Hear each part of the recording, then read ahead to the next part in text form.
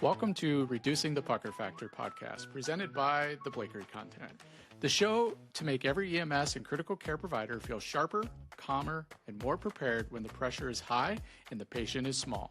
Here, we're going to dive into real conversations that matter: pediatric readiness, high stakes, decision-making, pre-hospital innovation, and the human side of caring for kids and families in their most vulnerable moments. From the scene to the sky, from the med unit to the helicopter, this is where EMS meets clarity, confidence, and community. Whether you're an EMT, paramedic, nurse, or flight clinician, our mission is simple: reduce the pucker factor. One practical insight, one expert guest, and one powerful story at a time. But before we get started, a quick reminder: the content in this podcast is for educational purpose only. Always follow your local protocols, policies, and procedures, and practice within the scope allowed by your state and your medical direction. Every system is different, every patient is unique, and your agency's guidelines always take priority. Now, take a deep breath. Let's get ready to turn that chaos into confidence. This is Reducing the Pucker Factor podcast. Let's get into it. For the medics in the front line, let's go. For the flight teams on the lifeline, let's go. For the ones who are running faster, we're reducing the pucker factor. We're reducing the pucker factor, turning fear into confidence. From the med unit to the helicopter, bring the calm when the chaos won't stop. Yeah, we're the Blakery Content crew, leading what the pros now do. Turning fear into calm under pressure. Pucker factor, gone forever.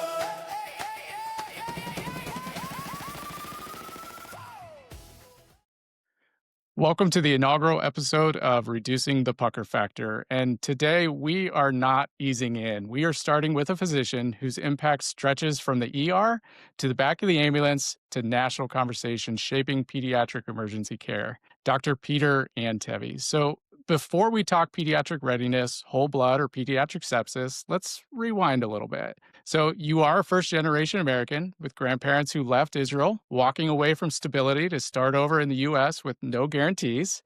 Out of that came a kid who wrote in his grade school yearbook, "I want to be a pediatrician," and then you actually became one.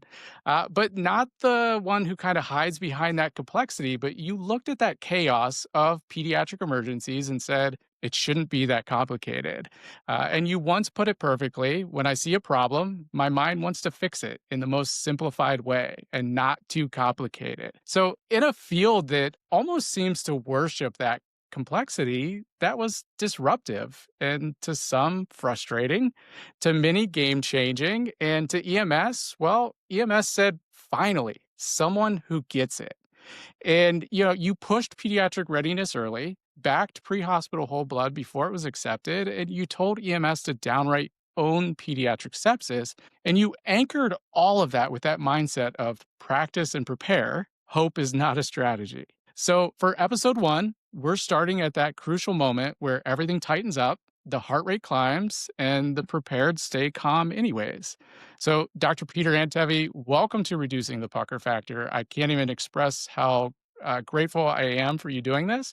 So let's get into it, sir. Hey, I'm so happy to be here, Christopher. Thanks so much for having me, and let's get it done. All right. So before we dive into the deep end of the whole blood and readiness and sepsis stuff, I want to kind of kick this off a little bit differently. And I've got somewhat of a rapid fire round for you. So just 5 or 6 quick questions, nothing complicated, just kind of the first most important thing that comes to your mind when you hear them, one sentence max kind of thing. And we'll run through them. And if you want to circle back and dive into any of those a little bit deeper, that's okay.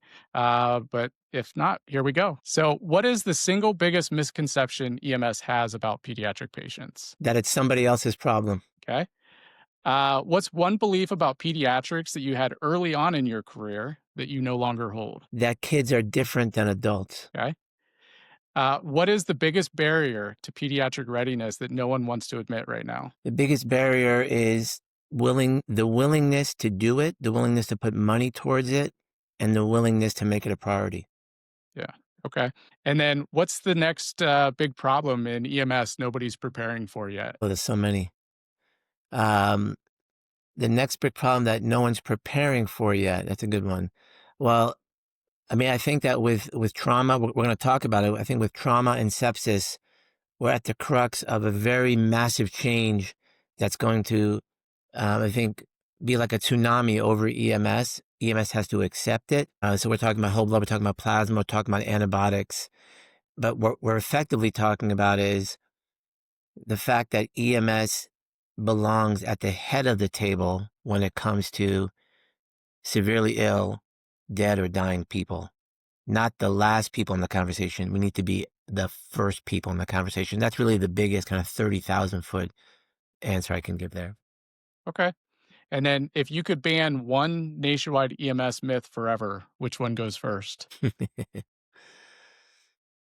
uh, the myth is that the guidelines that are brought down from the mountains with the 2 tablets that they bring down Yeah. um, are not related to EMS at all. It turns out those are not our guidelines. Those are ICU guidelines by people who don't know what we in EMS do. Those Right. have to be banned. Yeah. All right. Perfect. So, are there any of those that you want to dive in a little further, or you want to transition to pediatric readiness? Yeah. Well, listen, I think you wanted only one answer, one sentence answer, so I tried to be as short as I could. But Yeah. first of all, I have to say that your intro was fascinating because that took me like 20 years to figure out. Right? I have 3 children, and I try to explain to them that I didn't realize how my brain worked until I was like 30 years old, and I didn't realize that that was the one thing that I should probably lean into is the fact that my brain hates complexity and I see everything in very simple terms. And for a long time, I was like, man, that's so simple. It can't be that simple. You should probably shut your mouth and not say anything. But when Yeah. I look backwards and look at all the things that I've done that have been successful, all of them have the same template over and over again, which is taking something that's complex, making it simple, and everyone saying, oh, that's pretty cool. So now I lean into that. Um, And so that was a very interesting opening. You must have gleaned that from the other podcasts I've done in the last decade, but great job. But yeah, I've been following you since the beginning, and have been listening in on podcasts and doing. And so it wasn't much of a deep dive research at this point. It was you have always been in the forefront of the things, and I've followed the research and the data that you present, and so it was pretty simple to kind of come up with that history because and I feel like my brain works the same way in the fact that like in multiple interviews when they ask to describe yourself, I feel like those are always difficult questions to answer, and one of them was I usually use is efficient, because I like to streamline processes and make it easy. And in my last interview, I made the comment, I was like, something I alluded to something about find the lazy person, they'll find the easiest way to do it. And they're like, "Did you just call yourself lazy in an interview for a flight position?" I was like, "I didn't mean that, but it's just that efficiency of like improving processes and making it like there's no point in making it overcomplicated. That doesn't Yeah, benefit anyone." So, that definitely rung fascinating. true with me too. So, yeah, no, I appreciate that. So, Well, uh, well, I'll tell you what. In a world of complexity, which we all live in, it's very easy to become frozen and stand still and not want to move forward because the feeling that this is too complex, too hard to change. Um, like, for example, people have protocols that are very outdated, but they don't want to move away from those protocols because they're talking to the surgeons and the OBs and the neuro and, the interventionalists. And it just seems like, how am I going to get this done? And being able to have a process to lead people through all the noise, move them towards a signal. And once you do that once, twice, 3 times, 20 times, 50 times, then you can accomplish and tackle harder problems because the people say, "Oh, Christopher took us through that last difficult time, and he happened to be right, and it worked really well." And I think that's what the benefit of time gives you, is you end up having a scorecard, right? And people in healthcare. So for all the young people listening, maybe you don't have any wins yet. Get 1 win, get 2 wins, get 3 wins. If after a while your scorecard is 50 wins and only 5 losses, people are going to bet on you the next time. So I would say lean in, especially in healthcare, you could actually move the needle pretty far because no one else wants to move it at all, it turns out. So this area is ripe for change. There just aren't enough change makers, unfortunately. Yeah, absolutely. I encourage any of the young listeners that are just starting out to know you do have a voice, and when you show up at that table, and I think it's a lot of the way that you present things too, right? So if Yeah. you just show up and are forceful or whatever, but if you present things in a way that it can be easily received, people are more open to it. And if you show up with the data to back it, and not just a gripe, but a fix, right? Of like, all right, here's a problem I see, but here's how I think we should move forward. That's a lot easier to digest and move forward with. And I think the younger ones or the new up and coming may not feel like they have a voice. And I talk about this all the time in pediatrics of everyone has a voice and everyone needs to be able to speak up. Because I assure you that burden of not speaking up is way heavier, if Oh, something, yeah. poor outcome happens, than that 5 to 10 minutes of awkward uncomfortableness of speaking up. So, I'm right there with you. I encourage the new and up and coming ones to kinda dive into that for sure. And you know what? It turns out, I love what you just said. It turns out that there are people out there who want to speak up and then end up not speaking up for whatever reason because they're being Mhm. kind of held back by the people around them, or they're in an environment, or heck, even in a city where there's a hierarchy, etc. You end up having very poor um, kind of life satisfaction, if you will, a professional satisfaction, if you're the speaker out type, but you don't have the ability to speak out. And quite frankly, I've been in that situation, at one of the hospitals that I was working at, where I had all these ideas. I mean, I couldn't even get the idea out before it was a no. And I Yeah. quickly became dissatisfied. And so what did I end up doing? I ended up, fortunately, finding an entire organization, entire specialty within the House of Medicine that was, seeking that type of innovation, which was EMS. And so I ended up trending outward. So the hospital kind of lost me. Why? Because they were not breeding leaders or innovators. They were breeding servants. And Yeah. there are plenty of people out there who want to come clock in, clock out, do the job, get their paycheck, and then go, fish. I was never like that. And so if you find yourself in a position where you're not being heard, you're not being listened to, you'll end up going somewhere else to where people want to listen to your idea. So if there are leaders out there who are trying to recruit and retain, you can't treat everybody the same. You have to see which are the people who are trying to climb the mountain versus the people who are willing to just stay on the plateau and stay there forever and ever and ever and be happy there forever and ever. And, as leaders, we have all those people around us. I work with 3,000 paramedics, and I can tell who are the ones that, just want to stay where they are. And then I can tell the people who are the winners, the people who are flying Yeah. high. And it's our job to pull those people across. Yeah.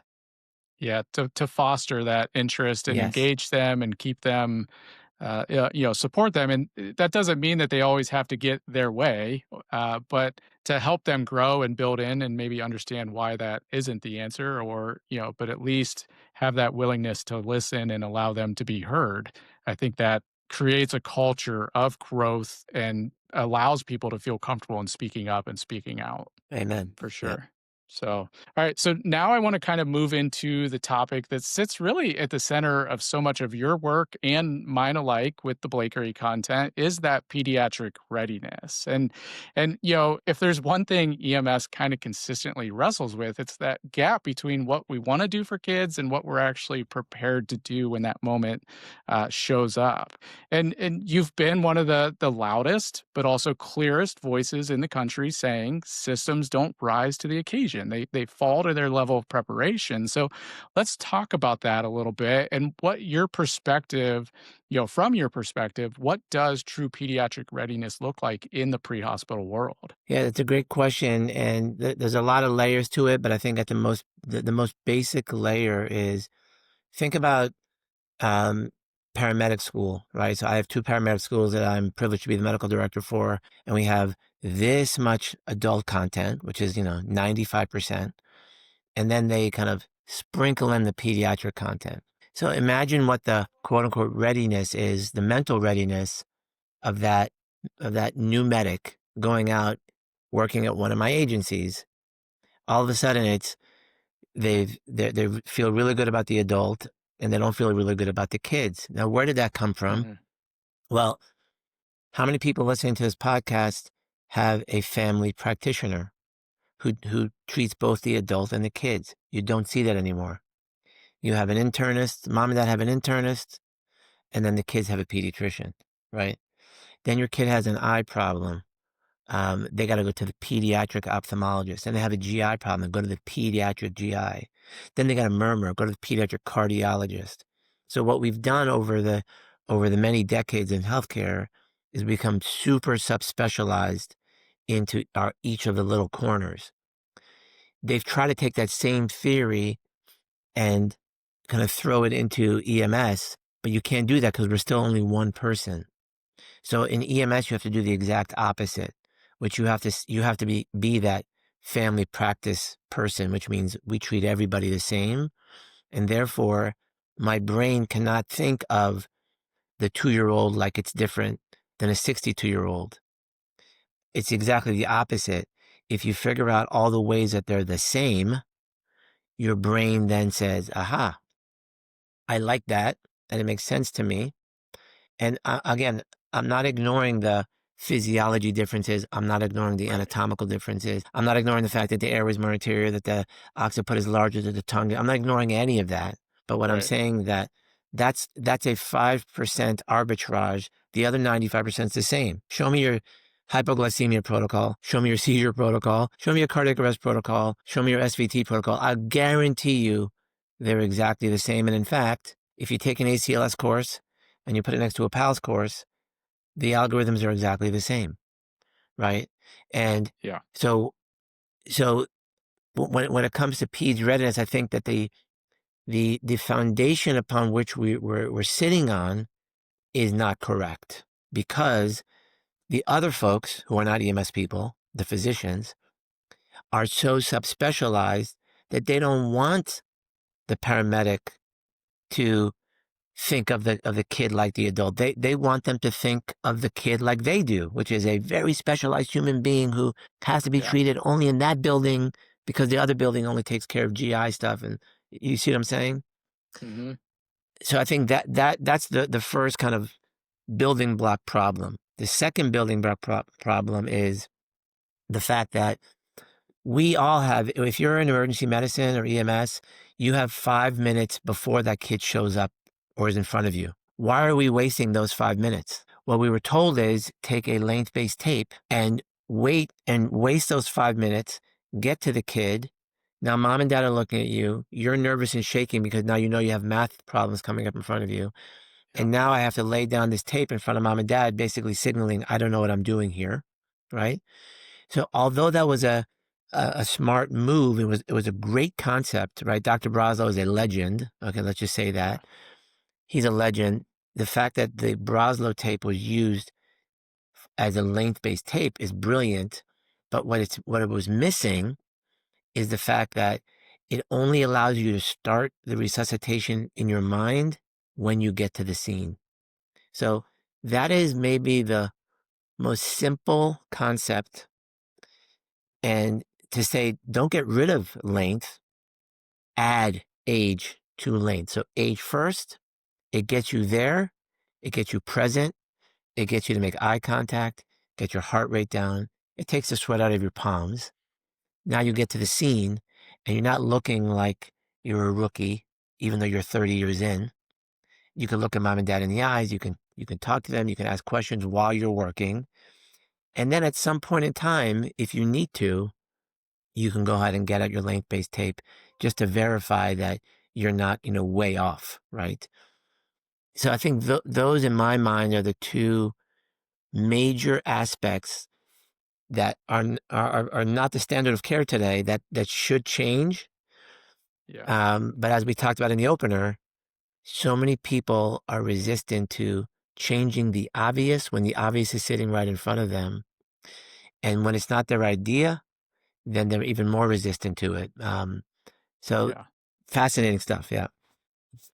Yeah, so I think the concept there of offloading some of that cognitive load is huge.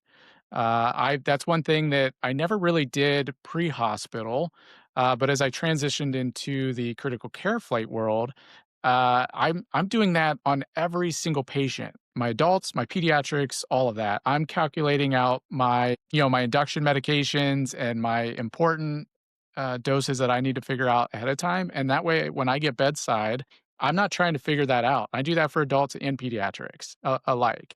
So reducing that, and I like the idea of switching to the age based, where it because you almost always get that information in the dispatch, and it allows you to start pre-planning and prepping and have those conversations and doing those things alike. Absolutely. So those resources, and you hit on the fact about building confidence and not looking like the rookie as the 30-year veteran, right? And that's one of the things I talk about in my lecture quite a bit. I've been traveling around to some conferences and presenting my reducing the pucker factor lecture, and that's one of the things is like preventing, we don't often talk about the impact of these pediatric calls and on us in the fact of confidence and burnout and that type of thing from that side of it. Everything feels different because like you said, they do such a small portion in school and they keep it separated and they separate it out from adults first pediatrics. And I've been guilty of that for a long time of advertising that, they're not just small adults. They're not just small adults. And then like the more I teach, I'm like, well, they kind of are. They kind of are. In the fact of like, and exactly what you alluded to is the same things that I say. Take away the anatomical differences, the dosing, weight-based dosing, but the treatment plan itself, the assessment Yes. essentially is the same. And we actually have a paramedic program here in the area that has now incorporated pediatrics through their entire curriculum. If they are Awesome. talking about respiratory, they include pediatrics into that. And then if they're talking cardiac, they include pediatrics into that. It's no longer that small portion. And then what they also did was they partnered with the regional pediatric center in the area, and their students do upwards of 60 hours of clinical time at the pediatric hospital, and it's staggered throughout the entire curriculum. So it's not just in one semester, it's throughout the entire curriculum. So they've Brilliant. really started to dive into that, and I'm hoping that catches on at more places and reducing that. Yeah, there is still that thought process that they're not just young adults or small adults, and again, they're not in some way, but they are in others. Sure. Listen, it's all about framing, right? So the goal of any educator should be to allow the student to walk through door number one and say, okay, I'm, I'm in this room now, this new room, and I feel comfortable. And now I feel so comfortable that I'm willing to now learn about this esoteric thing that may not happen in adults, but I should probably know about it for the kids. Rather than do the reverse and say, kids are very different, and here's all the very differences, you should say, here's how they're all the same. 85% of the time you're going to be giving the same exact treatment, but just at a different dose. Fine, that's easy. And okay, I feel comfortable there now. Okay, now let's learn about this and let's learn about croup and let's learn about how this is different in children.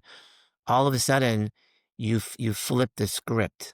So what this program you just mentioned is doing is brilliant because that's exactly what they're doing. They're just turning the triangle upside down and they're Yeah. educating from the similarities first. That's what we should be doing.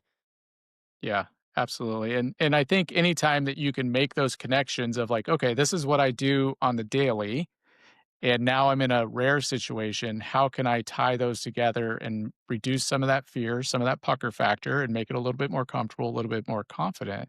I think that's huge. So I think, a question would be for agencies that aren't already addressing this and aren't pediatric ready, what would you suggest is like the first step? towards getting, so if you have that young candidate that has maybe an interest in pediatrics or sees that, hey, this agent, we're not meeting this bar, what are some of the first steps that they can do to really engage their agency and start on that process of becoming pediatric ready? That's a great question.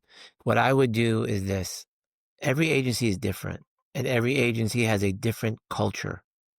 You have to Mhm. diagnose the culture first and understand what are the problems here, right?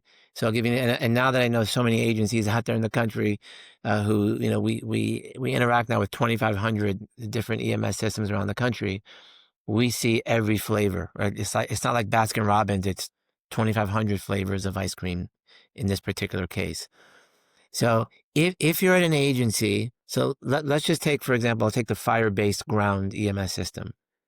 If you're at an agency like that, where they're heavy on the fire and they don't have many people on the EMS side at all, and the training division is non-existent because the training person is also doing operations and what you see where I'm going with that, Mhm. then you have a a problem happening at the very top where the folks at the top are not providing the resources. So for example, if you took me into an agency like that, but you allowed me to bring in two, three, four people along with me into headquarters and say, okay, we're not going to run the EMS division, we're going to run training. That's an agency I can turn around.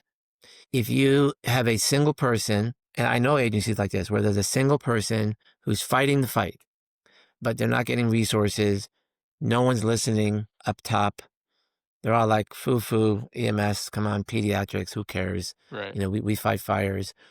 Then that's going to be a very difficult agency to turn around. So I think you need two things. I think you need leadership at the top who says, we're having a problem with kids and we need to change it. And okay, you, and you, I'm going to, I believe in you guys and you're great folks. Help us change this department and we're going to support that. That's huge. Then those people who are now going to impact and implement the change have to have personal skills. They have to have street cred. They have to have good educational skills to go out and then to teach people something opposite of what they've been taught for a long time. That, hey, our protocols used to have a separate pediatric section. Now we're moving them together. You used to think of a 2-year-old and a 62-year-old as two different things. We're not going to show you that they're pretty much the same. Um, look at a place like Wake EMS in North Carolina. Amazing agency. What did they do? They've always been, top of the heap type of department. But when they came to us, they said, we see that you have pediatrics in your app, but we love the adults in your app. And we are now teaching everybody the adults because we see them 90% of the time. So that the 10% of kids, oh yeah, those kids get treated well too. Right from the get-go, they're the ones who told us that they're using Antevy for everybody right out. So that is leadership that unfortunately a single, let's say, lieutenant or someone who is a newer medic at an organization, it would be hard to completely change an organization from the ground up. You do have to have some top-down help. Let's put it that way. I personally use the Antevy app, and I use it on adults and pediatrics alike. It's my straight go-to. I like Thank the you. resources in there. I like the being able to pull up the protocols and being able to pull up the burns and that type of thing. So I think it's a great resource that I immediately go to. And so that kind of leads me into the next question. Then is, so how do tools like the Antevy system, from the app to the education to the protocols, actually change what happens on scene? Yeah, so it comes down to confidence. So I'll give you my story, which is that, I made some pretty significant errors in my career, early on in my career. And why do those errors happen? Because the kid is brought into my emergency department. I have zero preparation. My heart is racing. My palms are sweating so bad that I couldn't put the gloves on.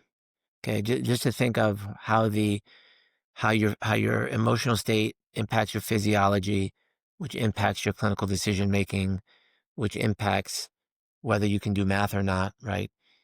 So, um, what I learned was that if I was not prepared prior to arrival of the patient or now an EMS prior to arrival on the scene, I'm hosed, right? So it turns out that the most important time in a pediatric call is the 5 minutes before you get there.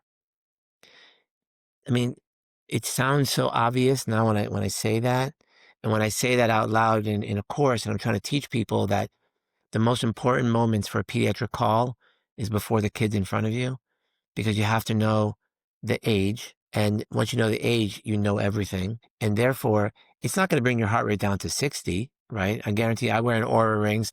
I'm sure that if I had a pediatric patient in front of me right now, it would definitely bump up a little bit. Mhm. So, we're not numb and we still get a little, nervous, excited about treating the complicated patient, but it surely is not 180 and my hands are not sweaty. And because once you lose the confidence of mom and dad, you know it, they know it. And when do you gain that confidence? Before a word is even spoken. So I tell my medics that the mom and dad have made a decision on you before you even get near their kid.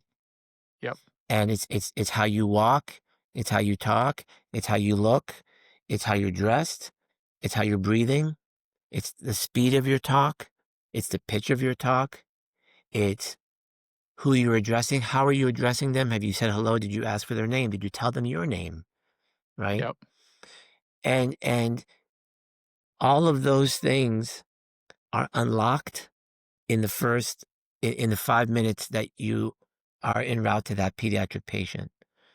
And without understanding that simple thing, then you'll end up going through your career with the spike in heart rate, spike in blood pressure, feeling like you're incompetent.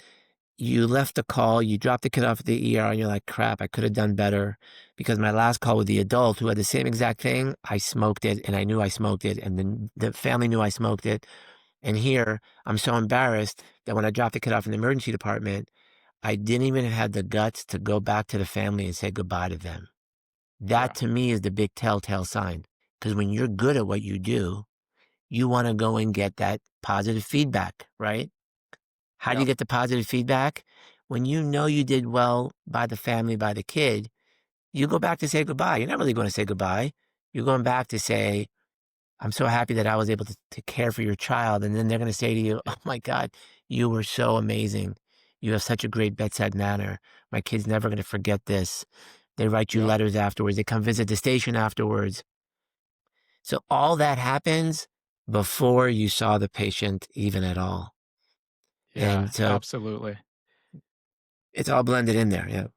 Yeah, so I started taking some notes because there's a couple things there that I want to hit on that resonated with me. So the first one being that your heart rate might still increase, right? And with that confidence, and that's one of the lines that I say in my lecture is like, through this preparedness and readiness and building this confidence, like so the next time that call comes in, your heart rate might still go up, but your brain already has a plan and you'll know how to move forward and have that confidence and feel comfortable with that. And I think that's huge. And that's having that confidence and awareness and knowledge up front to be able to support those patients. And I Yep. think another thing that I had wrote down was, from burnout versus, you smoked it, right? Of the people that walk away from those or the providers that walk away from those calls where they weren't confident, they weren't comfortable, and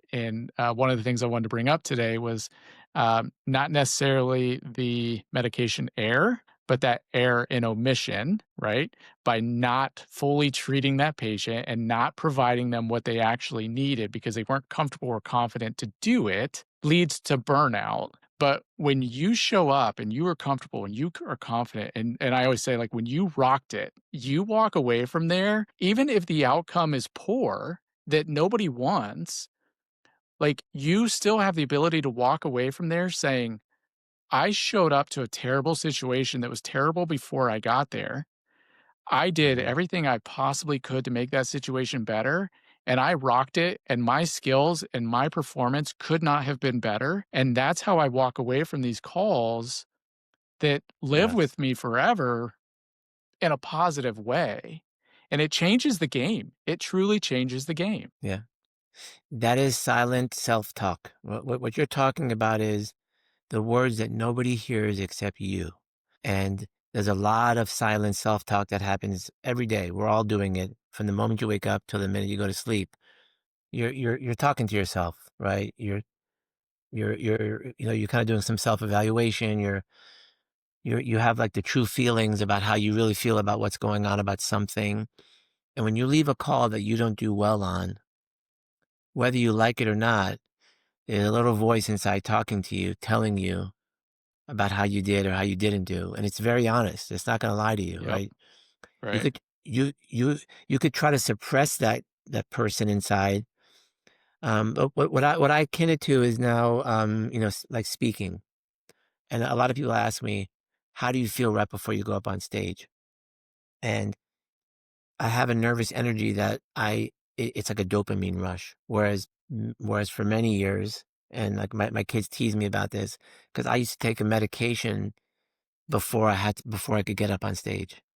I took a beta blocker, which I would recommend for Okay. people who need it. So, I used to do a lot of news media, and I could barely talk. I could barely talk. I couldn't get words out of me. And that's because I needed it. So finally, someone said to me, "Hey, you ought to try this medication." And I took 10 milligrams Yeah. of propranolol. It was a game changer. I don't have to do that anymore, but I went from a heart rate that was increased from fear to now a heart rate that increases because of joy. And that joy comes from confidence. And that joy Yeah. comes from knowing your craft so well that you're not you don't feel like you're faking it anymore. You feel like you're talking about something that you know could perhaps change a life or save a life. And Yeah. when you're so committed to the mission of what you're trying to do, just like you are, then that fear does turn into joy. And I think everyone through their career needs to find, and I tell my kids this, go towards this thing that you're really good at, not necessarily what you love, right? Yeah. Because like once you lean into what you're really good at, all of a sudden you start to come across as someone who's confident. Imagine you going to someone speaking and you're at a talk and they're speaking from their phone, right? That person doesn't have mastery of anything. Yeah. That person doesn't know the material, and therefore they have to write it down. Um, Yeah. The other thing that stood out to me was the getting the approval and confidence from the family, right? So, one of the things that yeah. I always tell people, and one of the things that I've put into my practice, is that every single time I walk into the room, because I'm at a point now that most of what I'm doing is interfacility stuff. So the parents are Mhm. usually at the bedside in the room. But even if this occurred in a residence, one of the things that I do, the first thing is I walk into that room, I make eye contact with mom and dad, and I say, "Hey, mom. Hey, dad. My name's Christopher. I'm one of the flight nurses with the flight team.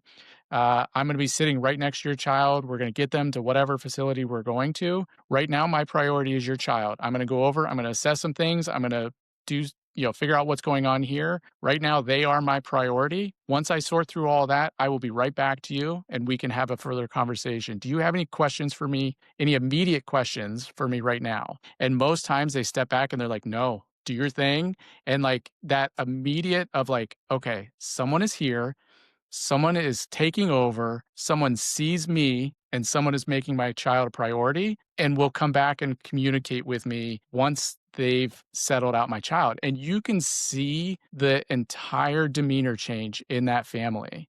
And what is so Love it. rewarding then is after the fact, once you transfer care, to be able to go back to them and say, "Hey, here's what happened en route. Here's everything that took place. Here's what I did." And it is a game changer. It really is. And then that's again, I think that supports that ongoing processing of the situation because now I'm huge on family-centered care, and that's just one of my soapboxes, and if I can't get the outcome for the child or the adult patient that everyone wants, I still have other patients in the room, and that's the family, and I can help support them through that process. So, those were things that I stood tell you out what, for me.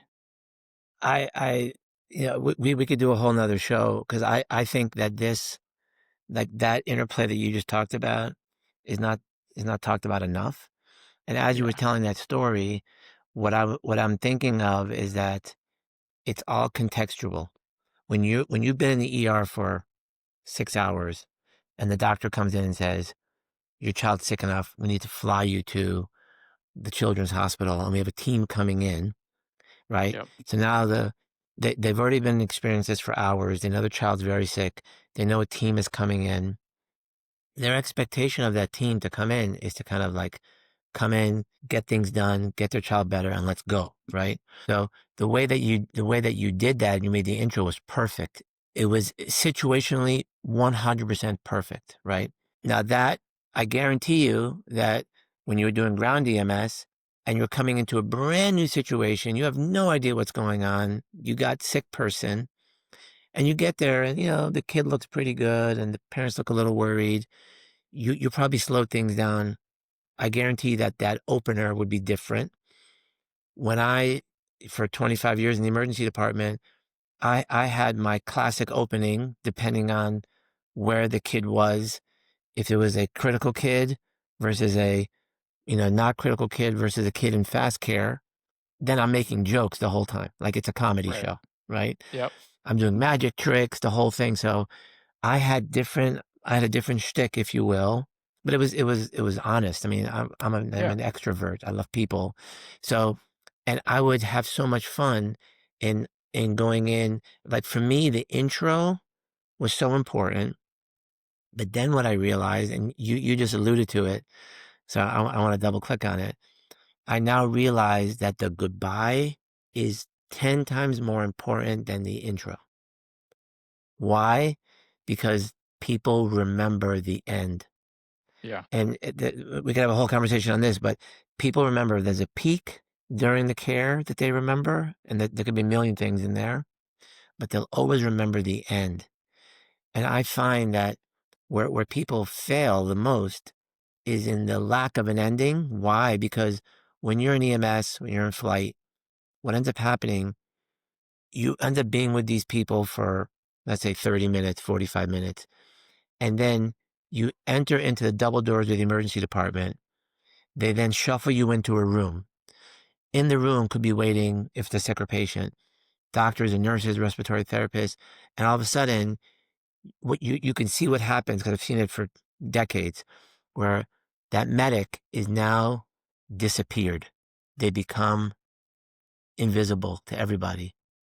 And yeah, that medic slowly but surely, once they get the computer sign, they slowly but surely start to like move back, and next thing you yep, know, they're out of the room, and the curtain's closed, and they never get a proper goodbye, right? Because now it's like, okay, buddy, we had enough of you. We got what we needed. Get out of here. yep, So I've taught my medics in the officer development, the goodbye has to happen before you get to the emergency department. It has to happen minutes before you arrive. And so when I ride with my crews, I don't say, watch this, watch what I'm about to do. yeah, I do the whole goodbye when we're like about to pull into the hospital. And now what is the patient saying to us? Thank you so much. Like obviously yep, these are people who are conscious.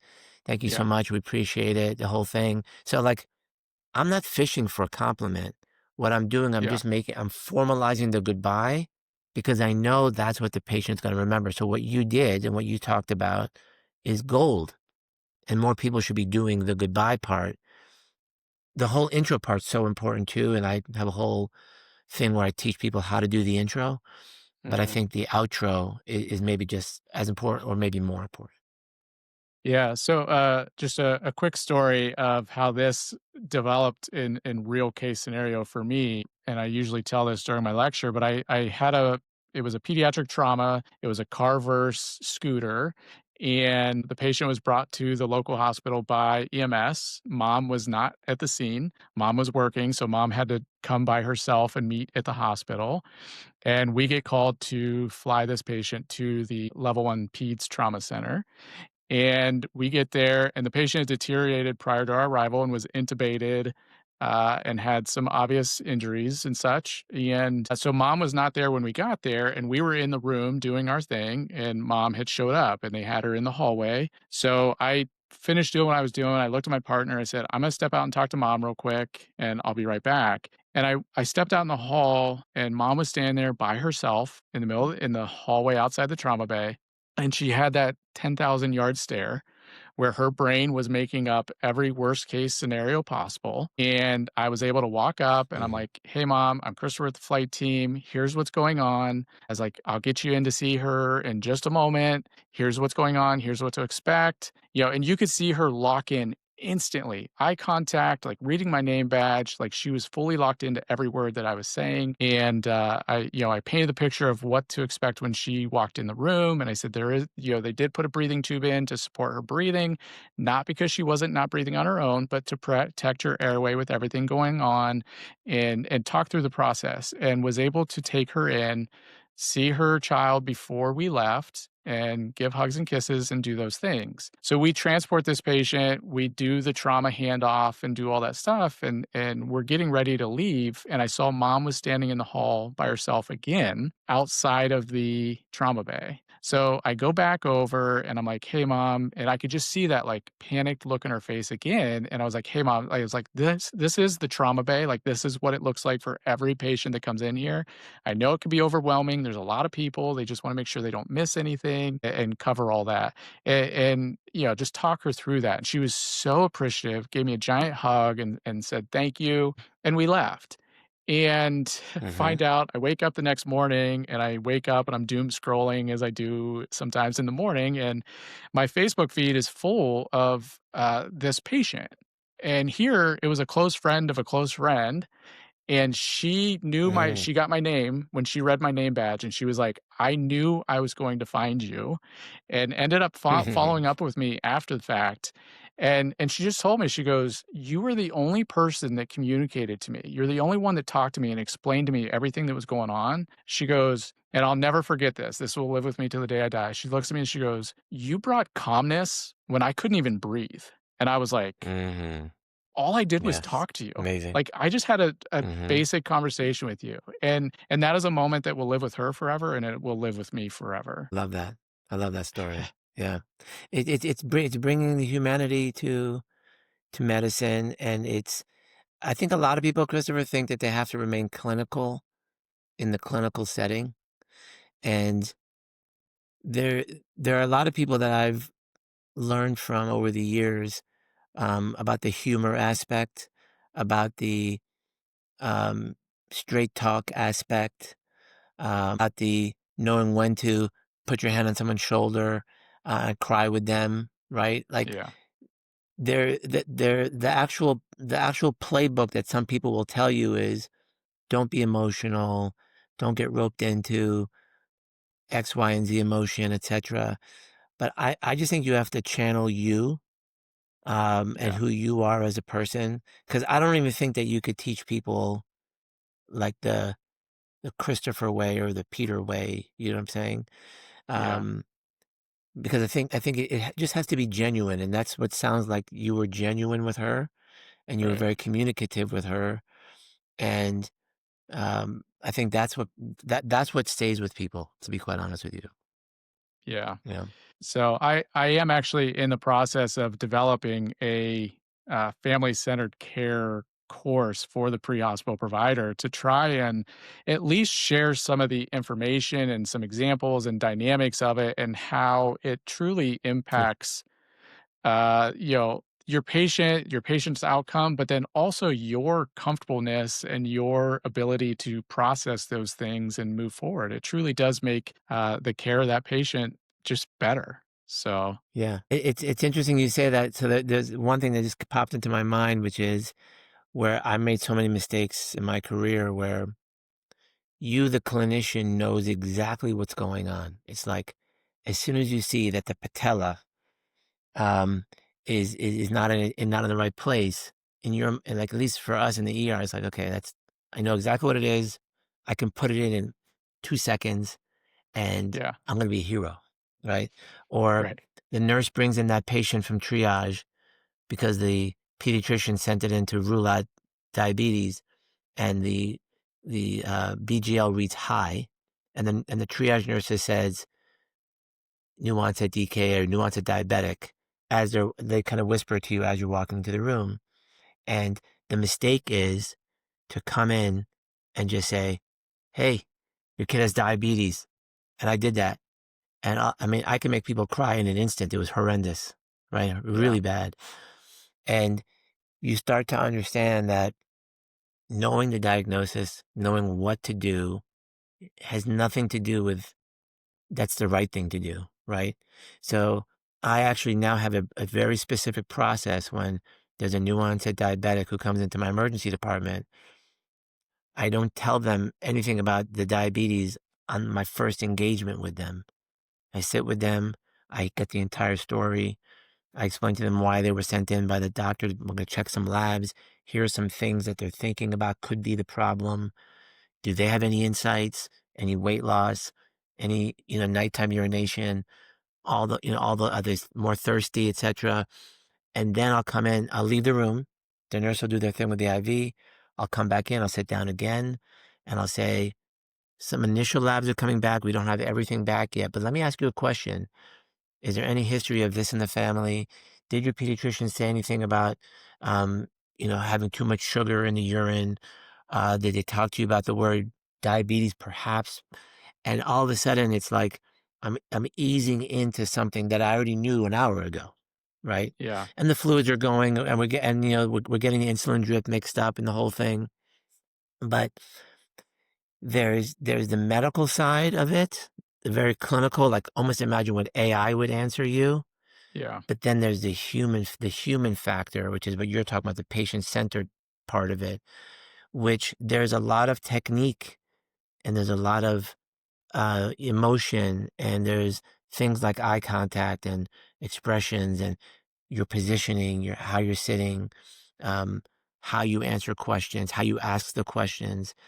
That's an entire skill set in and of its own that I think can be taught. Some people are better at it than others because they're just more naturally that way. But I could tell you, I was really bad at it. I had to learn everything I learned was from all the mistakes that I made and all the people that I made cry. And I said, oh shit, I just made that person cry. I wonder why that happened. I told them everything I told them was true and I Right. was being honest. And then it was like, no, you dummy. Everything you said was the worst way you could have said it. Right.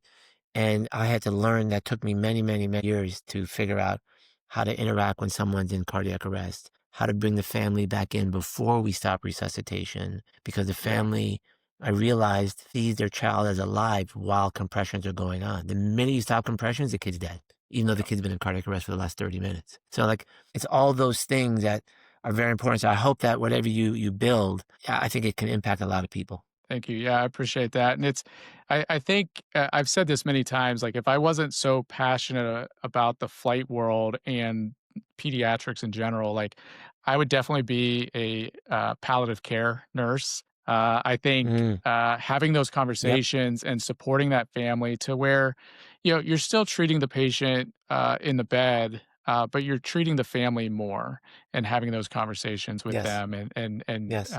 transitioning through that process. And I say sometimes it's about quality of life, right? And sometimes the best quality of life is end of life, and being able to I transition agree. comfortably through that process and just having those and support the family through that. So that is definitely a passion of mine that I will continue to pursue and hope to share theirs. Say, I think that you and I are brothers from another mother because after going through that with my father, unfortunately, he passed away in 2020.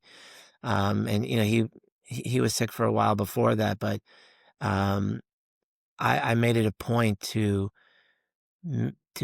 help coach my family through a good end of life Mhm. plan because I had seen my same family not do it well. for other family members. And I just said, I just grew a set of balls and I'm like, you know what? We're Yeah. doing it my way. It's my dad. And Yep. so like I'm 100% with you on the fact where you do need a people do need a coach at the end of life. My goodness, how many people do you know that who are pregnant today who don't have a doula, or they go in with coaching of here's how you deliver. Well, at the end of Yeah. life, it's just as painful. So we probably need Yep. courses and classes and coaches at the end of life. And I'm totally with you on that. Yeah. Yeah, absolutely. So I guess kind of wrapping up this section with pediatric readiness, any final thoughts or things that maybe we didn't mention or suggestions moving forward on that? Yeah, I think you have to look at the data, and I'm really happy that there's a national movement now on pediatric readiness, and all they looked at was very simple. What's the mortality rate at your hospital? And then they looked at what your pediatric readiness score is. And by the way, every hospital now is going to be, now they're not forced to do it, but there's going to be legislation. It's actually coming through state by state where the hospital has to have a readiness score. So that's a quantifiable number. And that what they recognize is if you're not a pediatric ready hospital, meaning you get a score of 88% or higher on this readiness survey, it turns out that your mortality is 4 times higher if you're not a ready hospital. Yeah. So the problem is nobody knows the data because they're keeping it quiet, meaning they published the paper. The New York Times got a hold of it. The Wall Street Journal got a hold of it. They're both front headline stories. But when you look through the paper, it doesn't tell you what states, what cities, what hospitals. So once it becomes more apparent which hospitals are doing well, which hospitals are not doing well, which states are doing well, which they're not doing well, then it should be mandatory that pediatric care gets better. It should be mandatory that hospitals are taken to task just like they are for stroke, just like they are Right. for trauma, just like they are for cardiac, right? Where is the pediatric um, gold coin or um, certificate or plaque? Ohio has just moved. They now have the pediatric recognition for facilities, where they're actually going out and doing the surveys and evaluating, doing site surveys and all that stuff, and seeing where they score on that, and then actually acknowledging ERs as being pediatric readiness, similar as being like a stroke center or heart center. They're going to be a pediatric readiness center. But I think on the other end of that is the Good. the pre-hospital side, right? Of getting the pre-hospital agencies to complete that pre-hospital readiness survey and evaluate that. And I often talk about the importance of having a PEC, the pediatric emergency care Hmm. coordinator at a facility. And one of the things I did, I was the EMS coordinator for a regional pediatric center here in a past life, and one of the things I implemented there Hmm. was we got, I think it was like 8 EMS agencies in the surrounding area of the hospital and embedded our fellows, ED fellows, as PECs at those agencies, where they would go out then and do equipment review. They would do QA and QI and check the, do run reports. They would provide X amount of education for them and just be that liaison between the hospital and that agency and support them. And they were doing a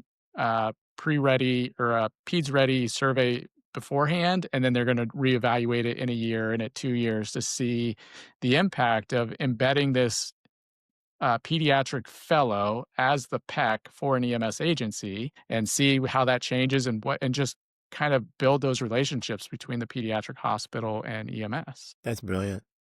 That's so brilliant. You know, those are the kinds of things that when you look at the survey, they ask, how have you integrated the people at the hospital into your readiness platform program, EMS Yeah. leader, right? And Yep. there's always a disconnect. So the fact that you brought in these fellows, even though they're only there for a year, and saying, okay, we're going to make you the PEC, and it gives them a chance to learn, it gives them a chance to evaluate. You know, I think that this concept but really needs to be taken seriously by EMS, where you have someone who is really thoughtful about pediatrics at their department. But it starts from data, CQI, all the Okay. NEM score measures. If people don't know what those are, they're basically measures that, like for example, one of the measures is out of all the asthmatics you saw, how many of them got albuterol? Simple. That's a simple measure, right? And what does that say? It says that if you saw 100 asthmatics and 95% of them got albuterol, and they're, the pediatric asthmatics, then that means that your medics actually are following the protocol pretty good. Okay, nice. Check mark, right? Yeah. Um, if you see an agency that has seen 100 pediatric patients and didn't take a blood pressure on any of them, right? Well, that would suggest that there's something wrong at that agency. Yeah. If you're still documenting your weight in pounds, that means no one has told you at your agency that when you document in pounds, you end up making 2.5-fold medication errors, right? Because Right. you're not using the kilogram weight, you're using the pounds weight by accident. So I think that agencies need to, and I like calling them a pediatric champion from the, instead of changing the Yeah. C, I change it to a champion, because you do need a champion, someone who loves it, who is going to be serious about it. And because that pediatric readiness journey, because I've taken it now at all my agencies, it's a many month process. You can't just look at the survey and be like, okay, Christopher, you go do that part and I'll take, no, it's like, do we have policies, procedures? Is there a policy of how we transfer patients from one facility to the other? Is there a policy with respect to protocols and treatment? It takes time. When you do your MCI drills, are pediatrics included in that? Well, if you didn't know that you had to include them, you're probably going to miss this cycle, and you're not going to get the pediatric patient into the next MCI drill, which is in a year from now. See, Right. I would advise everyone to download the PDF of the readiness from the readiness website, look through the 100 or so requirements, and then make a list this quarter, next quarter, third quarter, fourth quarter of the one or two things you're going to do, put it all into a 3-ring binder, and then assign it and say, this is our pediatric Bible. This is what we do and how we're going to do things. Put out videos, put out quizzes, do whatever it takes to just continue to check the boxes so that you become an organization that just lives and breathes pediatrics rather than one who has no idea what you're doing. So it's a pretty simple pathway forward. It's got to find the right people. Right. Yeah. As far as like finding the right people, the kind of running joke here is if you're asking who the PEC is or should be, it's probably you, right? In that case, and then, but I agree though, and that's one of the things I say in my lecture too. Is like you just need to find 2 to 3 small obtainable things, achieve those, and then just keep moving Yes. forward and just keep adding and building from there. You can't do it all overnight, and you're just not going to be able to. So, just take those small wins and continue to build on those as you go. So. Yeah.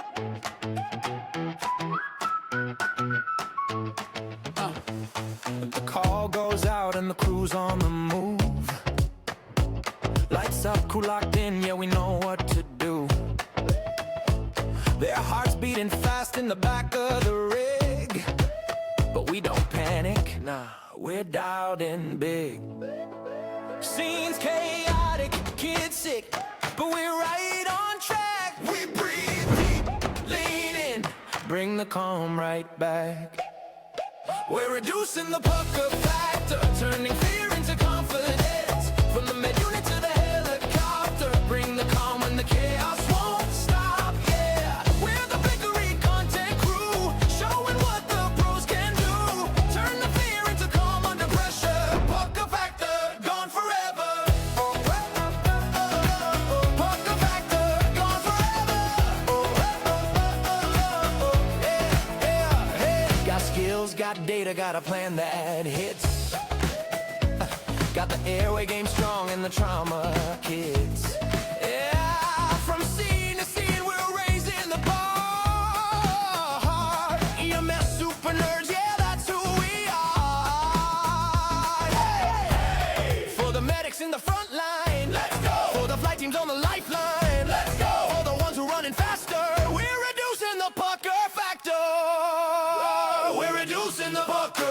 factor, turning fear into confidence. From the med unit to the helicopter, bring the calm when the chaos won't stop. Yeah, we're the Blakery Content crew, leading what the pros now do.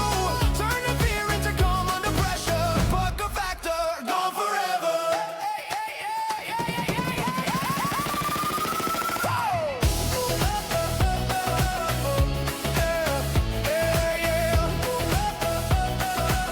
Pucker factor, gone forever.